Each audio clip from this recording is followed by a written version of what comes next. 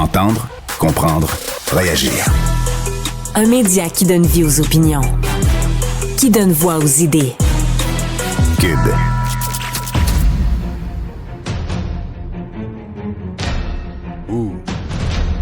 C'est stressant, cette affaire-là.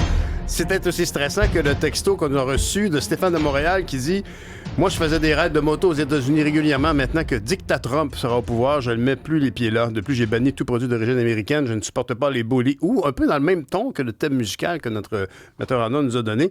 Bonjour. Il s'agit de Ghislain qui écrit « Bonjour, ce n'est pas les citoyens américains sauf les casquettes rouges, mais le stress des douaniers et de l'intrusion dans nos vies si nous décidons de traverser. Fini la Floride pour nous, cet État abéré, sans dessus-dessous. » Alors, parlons de choses qui nous font frémir, parce que moi, ce qui m'a fait frémir sur le coup, c'est de savoir qu'elle a lu quasiment 100 livres depuis le début de l'année 2025. 87, on parle de littérature, avec notre gestionnaire de contenu à Cube, Jessica Giroux. Bonjour, Jessica. Bonjour, Pierre. 87 livres. Terminé. Oui, depuis le début de l'année. Le format électronique, audio, papier. Mais moi, j'écoute pas beaucoup de télé.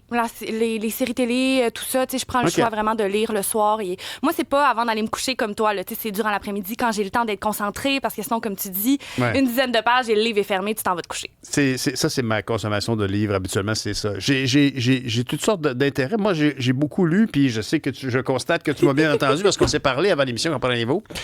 Et elle me dit, y a-tu un auteur que tu... Ben écoute, j'ai dit, c'est assez, je lis beaucoup les livres de Freda McFadden parce que Renaud, le chum de ma fille Marie-Lou, m'a offert le premier, qui était La femme de ménage, un livre que j'ai tellement aimé, j'ai recommandé à tout le monde dans la famille. Le livre a fait le tour de mes deux filles, mais les deux chums. En tout cas, c'était vraiment comme un hit, vraiment venu pour notre argent.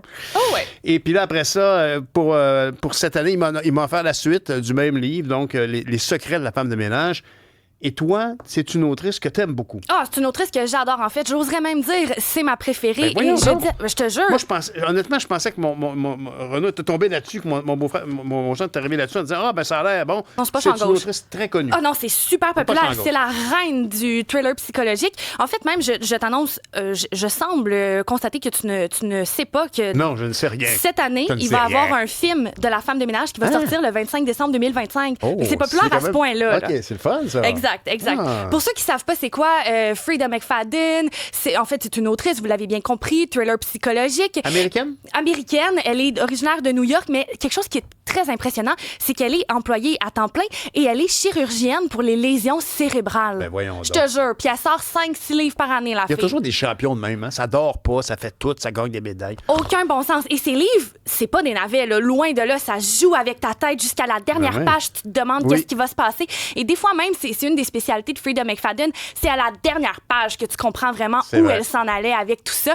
Et Marianne nous en a fait part avant le début du segment, mais elle en a lu, puis sa bouche est tombée. Puis même affaire pour moi, j'imagine même affaire pour toi. Oui, tout à fait. C'est passionnant. Puis effectivement, c'est les revirements qui surprennent beaucoup souvent. Ah oui, non, absolument. Puis ça part d'une histoire assez banale, justement, pour la femme de ménage. C'est Millie, qui est, une femme de ménage, ça le dit dans le nom, hein, et elle se cherche un emploi. Elle a un passé assez douteux, là, mais on comprend pas tout de suite pourquoi. On comprend que... Mais c'est révélé habilement de façon parcellaire ou morcelée. Et non pas morcelaire ou parcelé. Pardonnez-moi. Oui, exactement. Moi, je dis toujours que c'est la reine des doubles temporalités. Donc, elle a toujours comme le fil conducteur de l'histoire. Puis après, tu retournes en arrière. Puis des fois, il y a des auteurs qui font ça. C'est un peu moins bien fait. Je trouvais le fait judicieusement. Chaque chapitre, même quand on est en arrière, quand on est en avant, t'as toujours envie de continuer à tourner les pages. Là. Et là, Millie, dans ce livre-là, elle cherche un emploi et elle le trouve dans une famille assez fortunée. Et elle a une chambre à l'étage qu'elle réalise un jour qui ne se barre que de l'extérieur. Et un moment donné, elle va réaliser qu'elle est pognée dans la chambre. Fait que c'est pas mal tout ce qu'on peut dire pour donner envie aux gens de lire ce livre-là. C'est vrai. Parce que sinon, t'en dis un peu trop. Mais effectivement, on peut imaginer que déjà, avec ce qui a été mis en place par Jessica, on voit que ça va être assez simple, mais ça l'est pas du tout. Puis il y a à peu près 13 revirements imprévus. Ah oui, absolument. Puis moi, c'est une des premières fois qu'un thriller m'a fait kicker des pieds. Tu sais, quand t'es tout excité, parce qu'il y a des scènes dans ce livre-là mais toi, t'es vraiment une freak. T'es vraiment passionnée de livres, de lecture, en tout genre, d'ailleurs. Oui, tous les genres, la romance, la fantaisie, mais tu sais, je m'appelle une mood reader, donc ça dépend un peu de mon humeur. Fait que une journée, je peux avoir envie de lire un Freda, le lendemain, je suis romantique, j'ai envie de lire une romance, mais là, aujourd'hui, Freda, et souvent, quand tu commences à lire un Freda, t'as envie de toutes te les enchaîner parce que tu comprends un peu son génie, t'as envie de voir voir jusqu'où elle est capable d'aller. Là, moi, je vais t'amener un autre livre que j'espère je vais te donner envie de lire. C'est La Psy, que je n'ai pas avec moi. Je t'ai levé le mauvais livre. Là, je t'ai levé la prof. On y revient. Mais d'ailleurs, excuse-moi, mais tu sembles avoir des livres en anglais. Tu lis en anglais? Oui. Ça, c'est particulier. Moi, je dois dire, là, moi, je parle anglais couramment. J'ai aucun problème. J'ai pas de problème non plus comme philosophiquement, à m'intéresser à la culture anglophone ou américaine. Mais lire en anglais, je sais pas pourquoi, je trouve ça très difficile. J'ai toujours l'impression de lire un manuel d'instruction pour un grille-pain. Ben, il y en a plusieurs que c'est comme ça. Moi, je pense que c'est comme un muscle qui se travaille. Là. Au début, moi aussi, les premiers livres, je me disais, on dirait que je lis un téléroman, ça va pas bon. Là.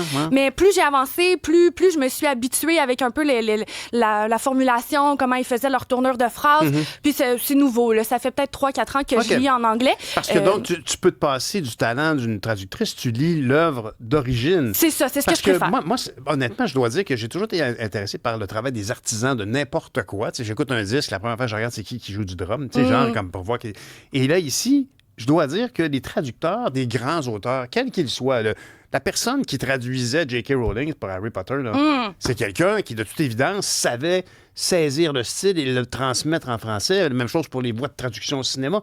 Ici, la traduction de Freda McFadden. As-tu déjà lu un livre en français? De Freda, mais j'ai lu quelques passages. Okay. Et je peux dire, c'est très similaire. Là, c'est des phrases courtes, punchées, tu as envie de continuer.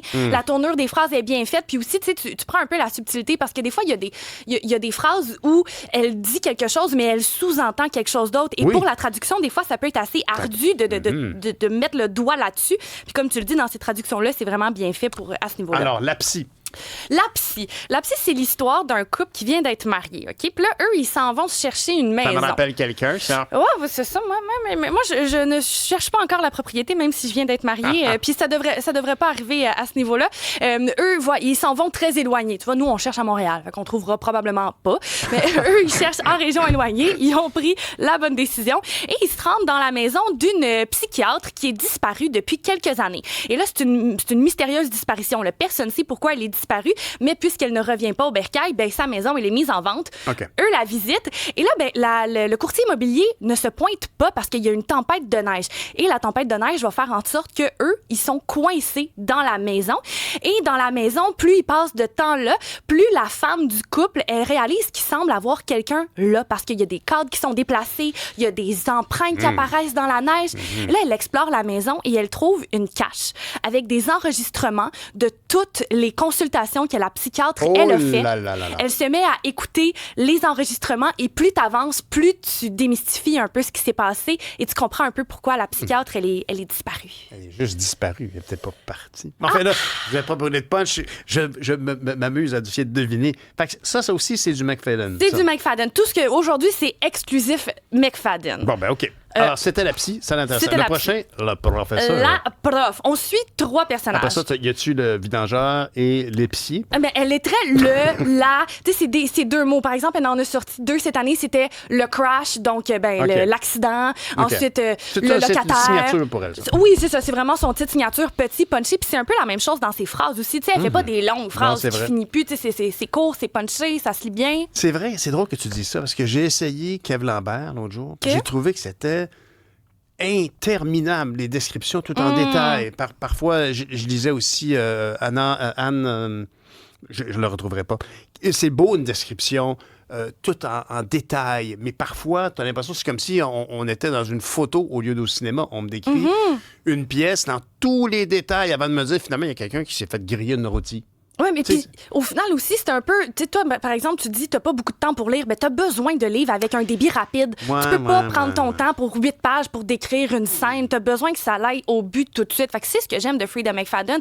C'est super accessible pour tout le monde qui lise pas dans la vie en général parce que ça se lit rapidement puis l'histoire se déroule rapidement. Est-ce qu'il y a un parallèle au Québec de quelqu'un qui écrit aussi de façon aussi succincte et efficace? Ben, il y aurait peut-être Patrick Sénécal, mais c'est beaucoup plus dans le gore. Mais tu sais, lui aussi, il y a des figures de style à pu finir. Mais ses phrases sont pas longues, c'est concis, ça s'en va au but. Mais Colin, que c'est difficile de comprendre où ce qui s'en va. Patrick Sénécal, lui, il y a tout plein de choses.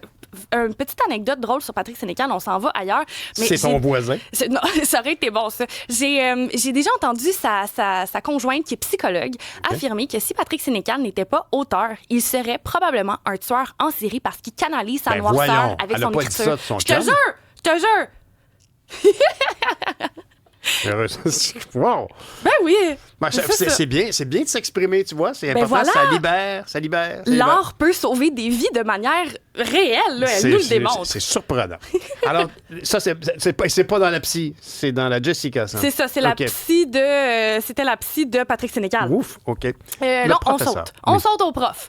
La prof, c'est... tu suis 3 personnes en même temps, donc tu as 3 points de vue différents. Tu as le point de vue d'une enseignante de mathématiques qui est complètement détestée à son école. Tu as le point de vue d'un enseignant d'anglais qui est complètement adoré à son école et ils sont un couple, ces 2 profs-là. Et tu suis aussi le point de vue de Adi, un élève qui, elle, est dans l'eau chaude parce que il y a des rumeurs qui veulent qu'elle a eu une relation intime avec un autre prof l'an d'avant. Et ce prof-là a perdu son emploi. Et là, Adi, évidemment, se ramasse dans la classe de la prof de maths et du prof d'anglais. Et elle va rejoindre un groupe littéraire spécifique pour le prof d'anglais. Donc, ça fait en sorte qu'ils passent beaucoup de périodes hors temps d'école, hors classe, hors cours. Ils sont ensemble, ils font du coaching. Et quand la prof de maths réalise quelles sont les vraies intentions de Adi, l'élève, il est déjà trop tard. Oh boy! OK, fait que elle va faire une division. Jessica, tu parles de littérature avec une telle passion, c'est sûr que ça incite les gens à aller regarder. Même le livre qu'ils peuvent avoir sous la main ou aller en librairie ou aller à BANQ, à leur bibliothèque locale. Tellement. Négligez pas ces ressources-là. Je suis le premier à les avoir négligées toute ma vie, mais il y a tellement de voies, de portes d'évasion en tout genre, culturel, musical, mais d'abord et avant tout en littérature. Merci beaucoup, Jessica. Merci à toi, Pierre. Salut, bonne journée.